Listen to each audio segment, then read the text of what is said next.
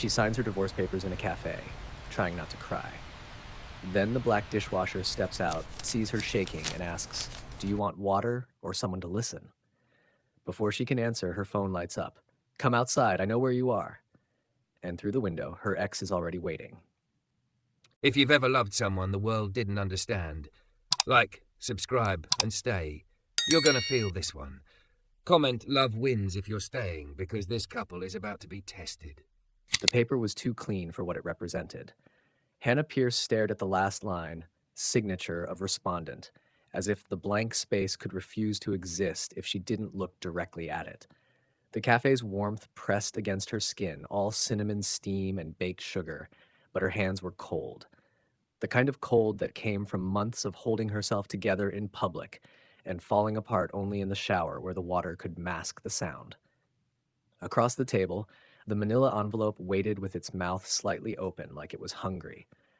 Her lawyer had slid the documents toward her an hour ago and said, "This is the final set. Once you sign, we file." Her mother had texted 5 minutes later, "Don't change your mind." Her friends had offered congratulations in the language people used when they didn't know what else to say. "Proud of you. You're free now. Let's celebrate." But Hannah didn't feel free. She felt hollowed out, like someone had carved space inside her for a life she didn't know how to live. She picked up the pen. It was sleek and expensive, the cafe's complimentary kind meant for receipts and loyalty cards. The tip hovered above the paper. In her head, her husband's voice arrived like it always did, even when he wasn't there. "You're dramatic. You'll regret it. No one will want you when they know what you're really like." Hannah inhaled through her nose, slow, the way her therapist had taught her.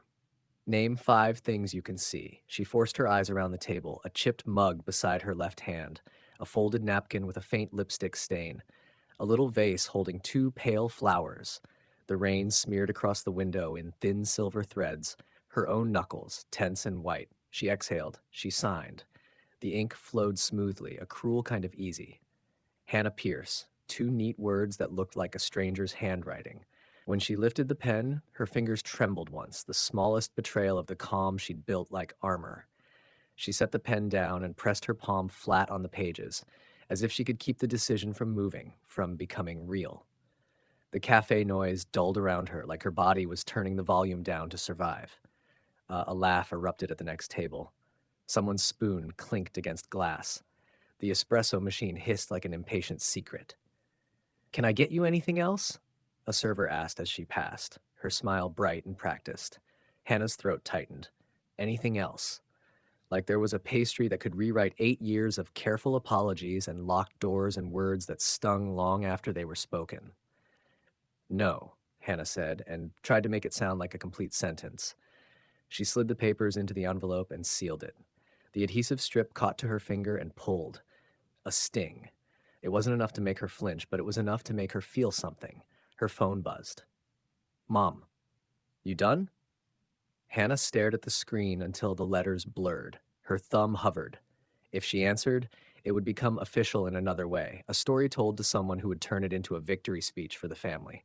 She set the phone face down. Her coffee had gone cold. She took a sip anyway. Bitterness.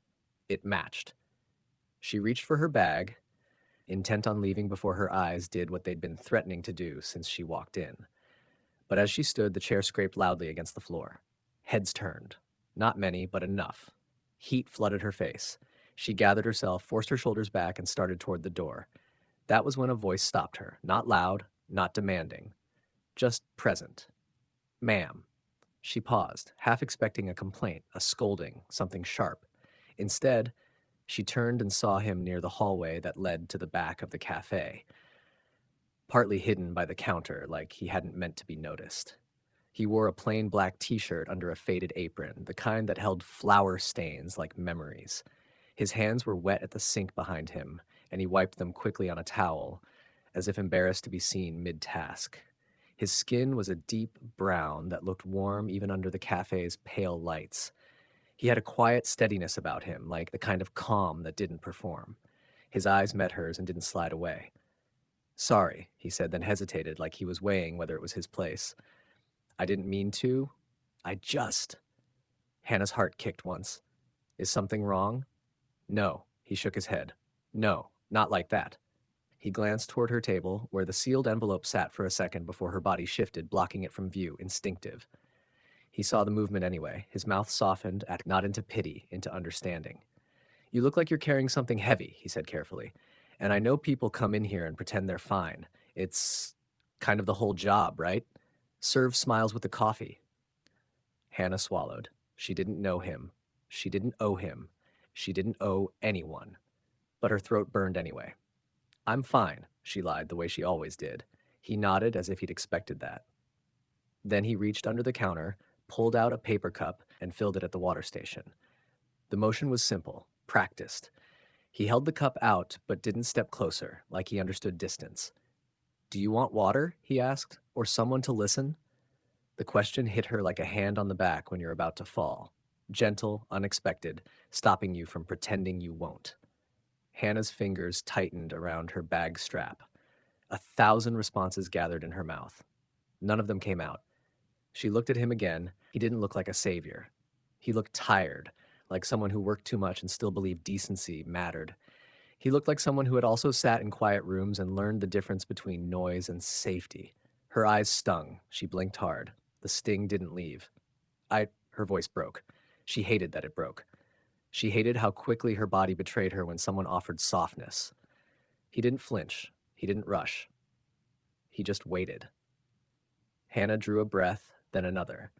I don't even know why I'm crying, she whispered, furious at herself. His expression stayed steady. Sometimes your body knows first, he said. Mine catches up later. The words were so simple they felt dangerous. Hannah's knees went weak. She glanced toward the door, toward the rain, toward the street where she could disappear and keep her composure intact. Then she glanced back at her table, the envelope sitting there like a final stone laid on a grave. She exhaled shakily and took the water with fingers that didn't quite obey her. The cup was cold, real, something she could hold. He gestured gently toward a small corner booth tucked away from the main flow, half shadowed by a tall plant. If you want, he said, you can sit there. It's quieter. I'm on dish for another 20 minutes, but I can listen while I work. Or after, whatever feels safer. Safer. The word cracked something open. Hannah's lips parted. The truth nearly came out and scared her with its size. I just signed my divorce papers, she said, the confession spilling before she could stop it. The cafe didn't change. The espresso still hissed. Someone still laughed. But inside Hannah, something shifted, like a door that had been locked too long had finally moved, even if only an inch. He nodded once, slow, not impressed, not shocked, just honoring what she'd said. That's a lot, he replied softly. No wonder you look like that. Hannah's shoulders sagged with relief so sharp it hurt.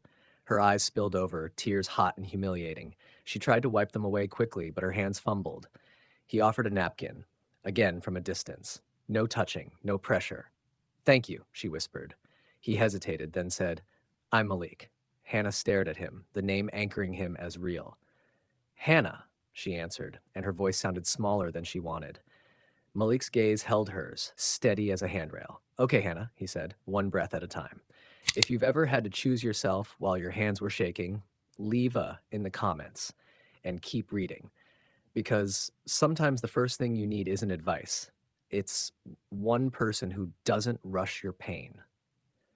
Hannah sat in the corner booth Malik had pointed out, the one half hidden behind a tall plant that looked like it was trying to shield anyone who came there to fall apart quietly. The water cup sweated against her palm. She kept her eyes on it the way you'd keep your eyes on a life jacket, proof that something simple still existed. Malik didn't sit with her. He didn't lean in like he owned her story. He went back to the sink, back to the clatter and foam and heat, and he listened from the place where his hands stayed busy. It was strange, how that made it feel safer.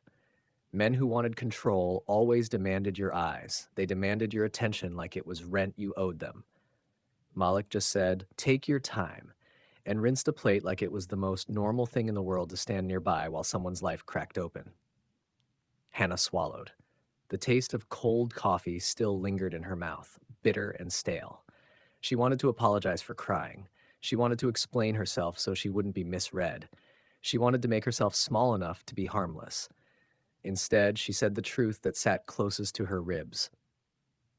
I didn't think it would feel like this.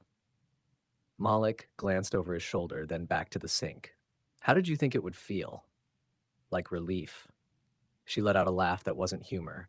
Like fireworks. Like I'd sign and suddenly be brave and new, and her voice snagged. I feel like I'm betraying someone. He turned off the faucet. For a second, the kitchen sounds dropped, and she realized he'd paused on purpose. Who? Hannah's fingers tightened around the cup. The version of me that kept trying, she whispered. The one who thought if I was softer, quieter, better, it would finally stop. She heard the words out loud and hated how familiar they sounded, like an old prayer that never got answered. Malik's jaw shifted once, like he'd tasted something bitter too. And did it stop? Hannah stared at the table. The wood grain looked like tiny rivers. No. The faucet clicked back on, a steady stream, something consistent. Then maybe you're not betraying her, Malik said. Maybe you're finally rescuing her. The sentence hit her so hard her eyes burned again. Hannah pressed her lips together, nodded once, and tried to keep her tears from becoming loud. She wasn't used to anyone saying rescue like it wasn't weakness. She expected questions. She expected judgment. She expected the subtle curiosity people had when they wanted the details like entertainment. Malik didn't ask for details. He didn't pry at the worst moments. He just gave her space to decide what she could carry out of her own mouth. After a long minute, Hannah whispered, "He wasn't always like that." Malik didn't correct her. He didn't say, "They never are." He didn't make her feel stupid. He just said, "Tell me what you want to tell me." So she did, in pieces. She told him about the way her husband could be charming in public, the way he could make people laugh and then come home and make her feel like she was constantly failing a test she didn't know she was taking. She told him about the first time he called her pathetic, how he smiled right after as if it was a joke. She was too sensitive to understand. She told him about the slow erosion, how he'd moved her away from friends, how he'd criticized as the clothes she wore until she started buying things that disappeared, how he'd made her feel guilty for being tired, for being happy, for being anything that didn't revolve around him. She didn't talk about bruises. She didn't need to. The bruises that mattered were the ones no one could see. When she paused, Malik didn't fill the silence with solutions. He didn't tell her what she should have done. He didn't say, "Why did you stay?" He said, "That sounds lonely." And it was the first time she realized she'd been starving for someone to name the loneliness instead of minimizing it. Hannah drew in a shaky breath. "I feel stupid," she admitted, "because part of me still—" She stopped, ashamed of the sentence forming. Malik's voice softened. "Still what? Still hopes he'll suddenly become someone else." Her laugh broke. "Isn't that disgusting?" "No," Malik said immediately, like he refused to let that word land on her skin. "That's grief. You're grieving who you thought he was, and who you thought you'd be with him." Hannah blinked. The truth of it made her chest ache. Grief. Not weakness. Not stupidity. Grief. Outside, the rain eased into a fine mist. The window fogged at the edges, making the world feel far away. Hannah stared at Malik's hands as he worked, strong hands, careful hands. They moved with patience, not aggression. When he handled a glass, he didn't grip it like it owed him obedience. He held it like it could break, and that mattered. She realized with a sudden dizzy shock that she couldn't remember the last time she'd been around a man whose anger didn't live close to the surface like a threat. "I'm sorry," Hannah blurted. Malik paused again. "For what?" "For dumping this on you," she said quickly. "You don't know me. You didn't ask for—" He turned slightly, resting his hip against the counter, still keeping a respectful distance. "Hannah," he said, and the way he said her name made it feel like it had weight. "You didn't dump anything on me. I offered. And you're allowed to take what's offered." Allowed. That word shouldn't have made her want to cry again, but it did. She wiped her face with a napkin, trying to pull herself back together. "How do you do this?" she asked, a little bitter. "Be calm." Malik's mouth curved into something that wasn't quite a smile. "I'm not always calm. You seem like it." He looked down at the sink, at the water running over his knuckles. "I learned a long time ago that people can't hear you if you come at them loud," he said. "And if you grew up in a house where loud meant danger, you learn how to get quiet and survive." Hannah's chest tightened. "You grew up like that?"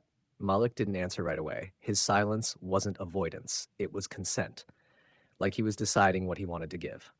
My mom, he said finally, worked 2 jobs.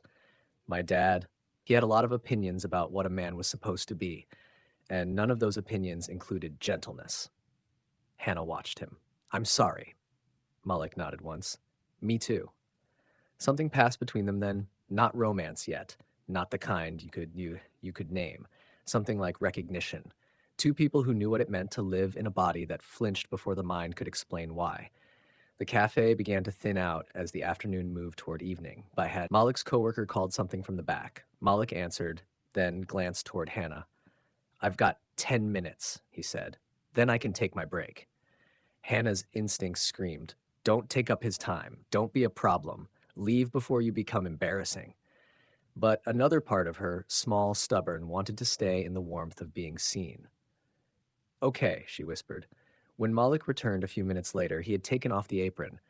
Without it, he looked younger somehow, like the job wasn't the whole shape of him. He sat in the booth across from her, not too close, arms resting on the table like he was anchoring himself there. He set something down between them, a small plate with a warm pastry on it, still dusted with sugar. I didn't order, Hannah began. I know, Malik said. The owner lets staff take one if it's going stale. This one's not stale, but I wanted you to have something sweet so your body doesn't confuse grief with hunger. Hannah stared. Her throat tightened again, but this time it wasn't only sadness, it was the shock of care without strings. You don't have to. I want to, Malik said simply. Hannah broke off a piece with trembling fingers and tasted it. Warm, soft, sweet in a way that felt almost unfair, like life had no right to offer her sweetness on a day like this. Her eyes flooded. She chewed quickly, embarrassed by the tears. Malik didn't look away. He didn't stare either. He just stayed present, like he understood this wasn't about pastry. Do you have somewhere safe to go after this? He asked gently. Hannah hesitated. The word safe landed like a test she didn't know how to pass. My apartment, she said. It's mine now. He moved out last month. Malik nodded. Any friends nearby? Hannah's laugh came out brittle.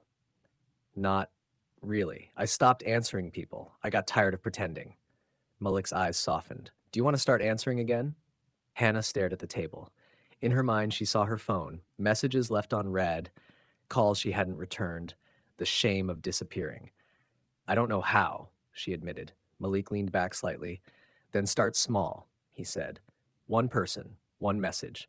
Not an explanation, just, hey, I've been going through something, I miss you.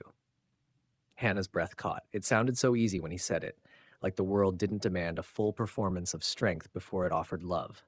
She stared at Malik and realized she didn't know anything about him beyond his name and his job. Why are you doing this?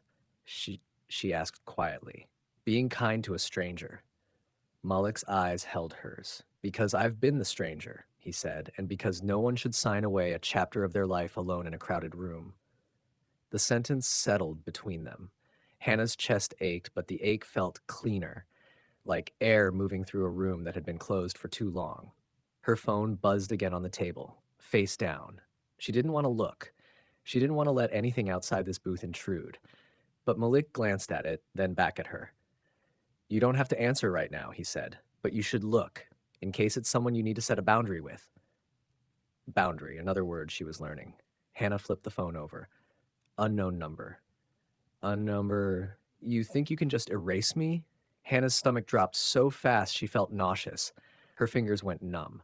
Another message appeared immediately. Unknown number. You're going to regret this. Her breath stopped. For a second, she was back in her kitchen, the air thick with quiet threat, her body trying to become invisible. Malik's voice cut through, low and steady.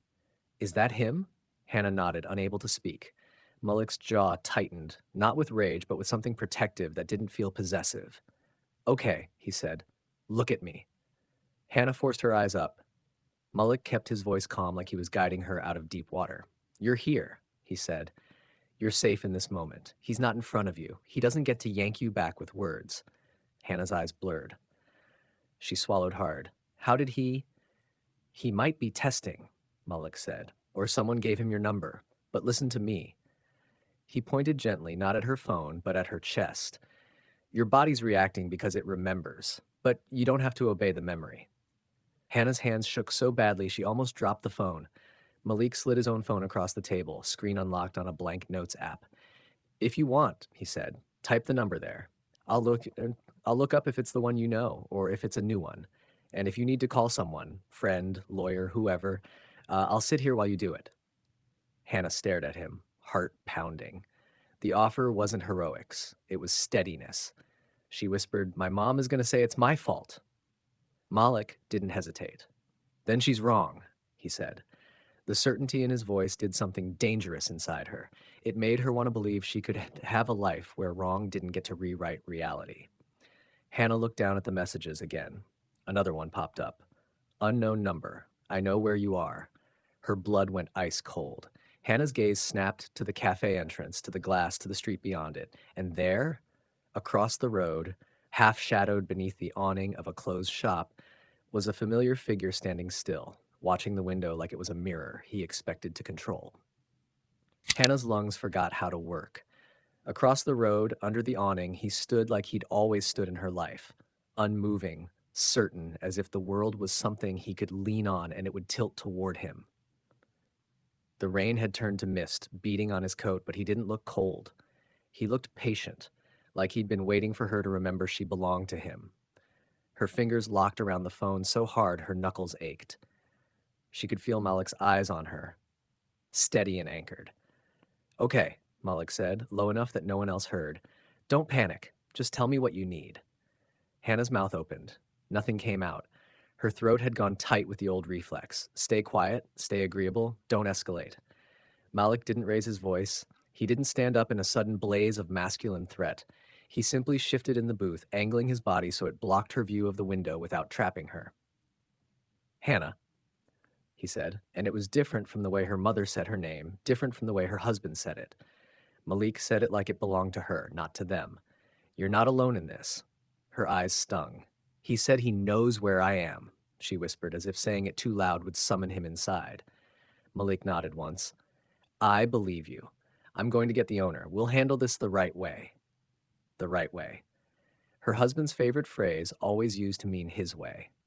Malik stood, slow, deliberate.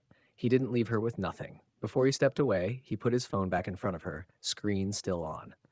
"If you want," he said, "call someone now. Friend, lawyer, anyone you trust." "I don't," Hannah started, and realized how true that was, how small her world had gotten without her noticing. Malik's gaze didn't pity her. It held her. "Then call 911, he said quietly. "Or I will. Whatever you choose, you're not overreacting." He disappeared through the hallway. Hannah forced herself to breathe. In, out. Her chest was tight. Her ears buzzed.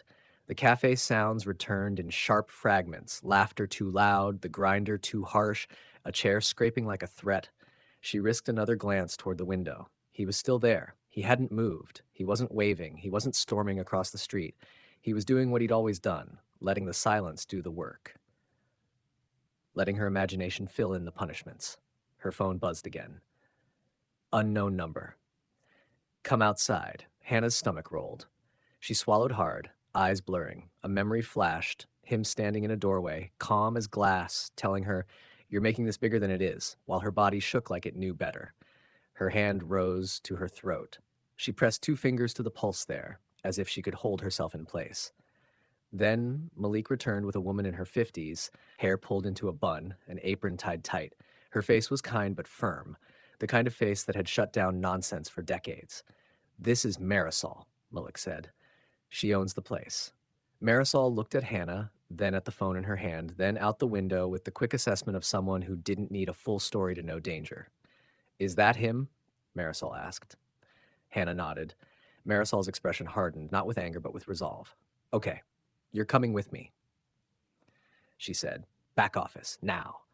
Hannah's body hesitated automatically. "Leave your seat, don't cause trouble, don't draw attention." Marisol didn't let her shrink into those instincts. "Sweetheart," she said, gentler now, "I've had men like that try to ruin my business and my peace. We don't give them the show they want. We handle it smart." Malik held out his hand, not to grab, not to pull, just offered, palm up, a question. Hannah took it. His hand was warm, steady, not demanding anything in return. They moved quickly through the hallway. The kitchen was louder up close, water running, dishes clattering, but it felt safer because it was real. Marisol pushed open a door marked staff only and led them into a small office with stacked boxes and a desk crowded with receipts. Sit, Marisol ordered, and Hannah sat. Malik stood near the door, not blocking it, just present. Marisol picked up a phone. I'm calling the police, she said. And I'm calling my brother. He's a retired cop and he lives 2 blocks away. Men like that don't like witnesses. Hannah's chest tightened. I don't want to make a scene. Marisol shot her a look so sharp it cut through the fog. He made the scene when he decided to follow you. You're just surviving it. Hannah's eyes burned. She looked down at her hands. They were shaking. Malik's voice softened. Can I see the messages? Hannah slid her phone across the desk. Malik read silently, jaw tightening in small increments. When he got to the last message, come outside, his eyes lifted to hers. That's intimidation, he said. You're not imagining it. Marisol was already speaking into the phone, giving the address, describing the man, staying calm. Hannah listened to her steady voice and felt something loosen in her chest. She'd spent so long in a reality where only her husband's calm counted, where her fear was proof she was irrational. Here, her fear was being treated like information. Marisol hung up. They're on the way, she said. Then she looked at Hannah. What's his name? Hannah's throat worked. Saying his name felt like opening a door. Ethan, she whispered. Ethan Pierce. Marisol nodded as if that was just another detail, not a spell. Okay, Hannah, Ethan Pierce is outside, and he's not coming in here. Hannah's eyes stung harder. She hated that she felt grateful for the basic right to exist without being hunted. A loud knock rattled the front door of the cafe. Hannah flinched so hard her chair scraped. Marisol's face stayed steady. Malik's shoulders tensed, but he didn't move like a man charging into a fight. He moved like someone positioning himself between danger and the person who didn't deserve it. Hannah, Malik said softly, look at me. She forced her eyes up. His gaze was calm, but not empty. It was full of something fierce and contained. You're in a locked room, he said. He doesn't have access. Your body is reacting like it's trapped, but it's not. Hannah nodded shakily, trying to absorb his words like medicine. Another knock. Louder. A muffled voice from the front of the cafe. Ethan's voice. Hannah, he called, bright and falsely amused like he was calling a dog that had run off. Don't be childish. Hannah's stomach twisted. The way he could make cruelty sound casual had always been part of the trap. Marisol leaned toward the office door and shouted back, clear and unapologetic. She's not available. Leave my business. Ethan laughed. Oh, come on. This is between me and my wife. Malik's jaw tightened. Hannah felt the word wife slice through her like a claim. Marisol's voice didn't waver. Not anymore. Silence stretched. Hannah's breath caught, then Ethan's voice changed. Lost the laugh, gained an edge. You're hiding her back there with, what, your dishwasher? His tone sharpened into something uglier. Tell her to come out. Tell her to stop embarrassing herself. Hannah's face went cold. It wasn't the first time Ethan had weaponized humiliation. He'd always loved an audience. Malik's eyes flicked to Hannah, checking her, not reacting for her, giving her the dignity of choice. Hannah's heart pounded. She could feel her old self reaching for the usual response. Comply, smooth it over, make it end. But then she remembered signing her name. The ink, the tremor, the decision that had cracked the cage. Her lips parted. Her voice came out thin but real. He's not my husband. Marisol looked at her like she just lit a match. Malik didn't smile. He didn't praise her. He just nodded as if to say, yes, keep going. Hannah stood, legs trembling. She couldn't keep being a person who only existed behind doors. I want to say something, she whispered. Marisol hesitated, reading her face. Do you want to say it to him? Hannah's mouth went dry. Not alone. You won't be alone, Malik said immediately. Marisol opened the office door just enough to let them through the kitchen corridor. The cafe's front was visible now, the entrance, the glass, the street beyond it. Ethan stood at the door, close enough that his breath fogged the pain. When he saw movement inside, his face brightened like he'd won. Hannah's chest tightened. Her body tried to fold in on itself. But Malik walked beside her. Not ahead, not dragging her, just beside. Marisol stayed behind the counter, phone in hand, ready. Ethan pounded once more, then stepped back when he saw Hannah. He spread his hands, the performance of reason. There you are, he called through the glass. Jesus, Hannah, you're really doing this? Like a teenager? Hannah stared at him through the door. The distance between them felt impossible and fragile. He leaned in, eyes narrowing as he noticed Malik, his mouth twisted. "Of course," he said, dripping with contempt. "This is what this is. You're going to throw away everything for—" "Stop," Hannah said. The word came out sharper than she expected. Ethan blinked, genuinely surprised. He wasn't used to her interrupting. Hannah felt her pulse in her throat, but she didn't back down. "You don't get to talk to me like that anymore." Ethan's smile returned, colder. "I'm talking to you because you're making a mistake. Open the door." "No," Hannah said. His eyes flashed. The calm cracked for half a second, revealing what lived underneath. "Hannah, I said no," she repeated, louder this time, and her own voice startled her. People in the cafe had gone quiet. She could feel their attention like heat. Ethan's gaze darted to the watching faces, then back to Hannah, furious at being seen. "Don't do this in public," he hissed. Hannah's hands trembled at her sides. She almost laughed. "Don't do it in public." He'd always loved public when it made him look good. "That's the point," she said, voice shaking but steady enough. "I'm not doing it in private anymore." Ethan's nostrils flared. "You think you're brave because you have some strangers behind you?" Hannah swallowed. "I think I'm brave because I signed," she said. "Because I'm leaving. Because I'm done." For a moment, something like panic crossed Ethan's face. Quick, ugly. Then it turned into anger again, the mask snapping back in place. His hand lifted as if he might try the door.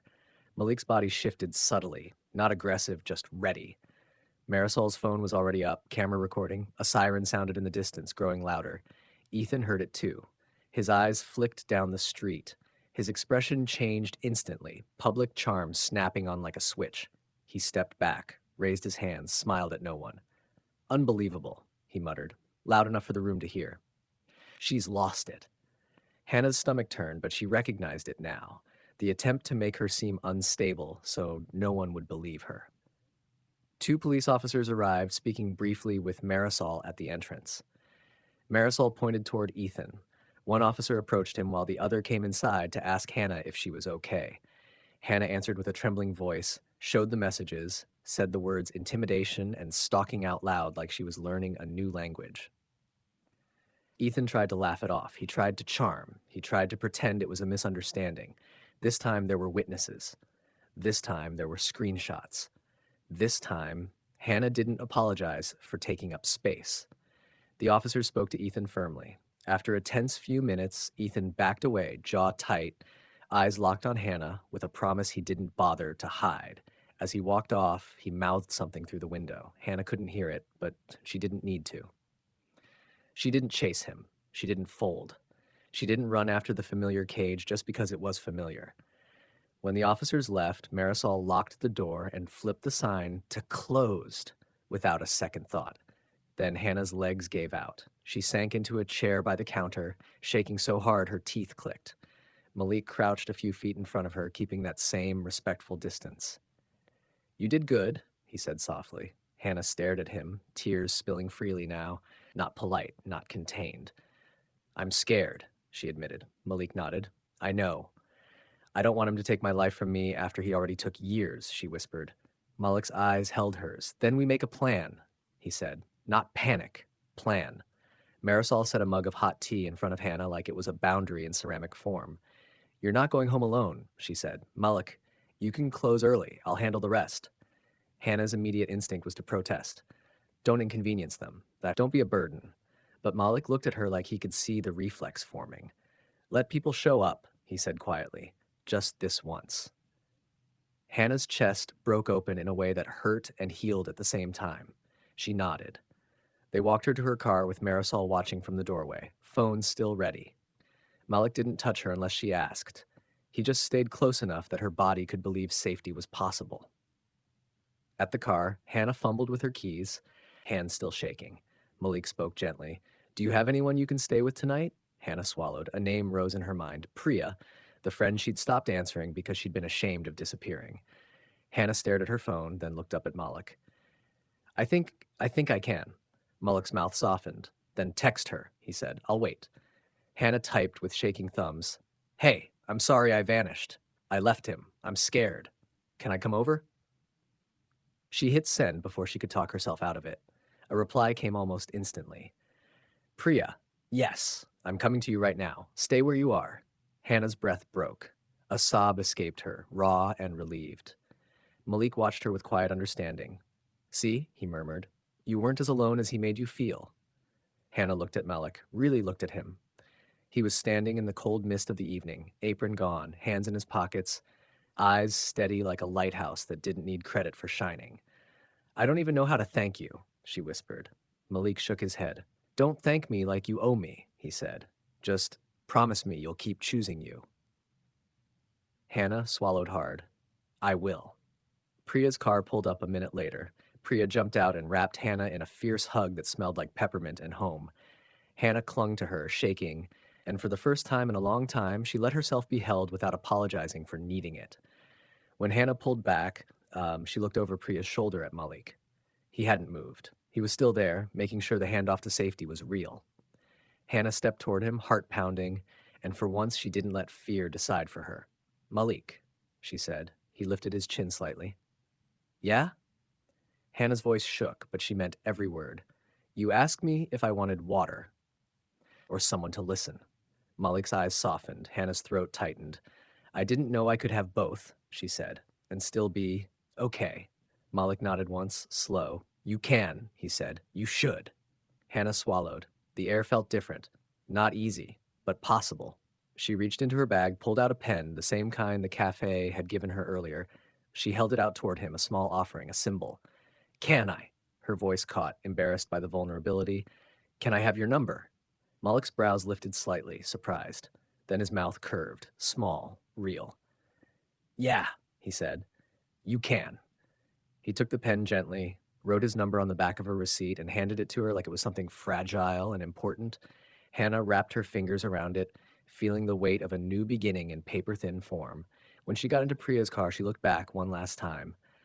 Malik stood outside the cafe, hands in his pockets, watching until the car pulled away, until she was gone, until safety wasn't just a word someone said to calm her down, but a direction she was finally traveling toward.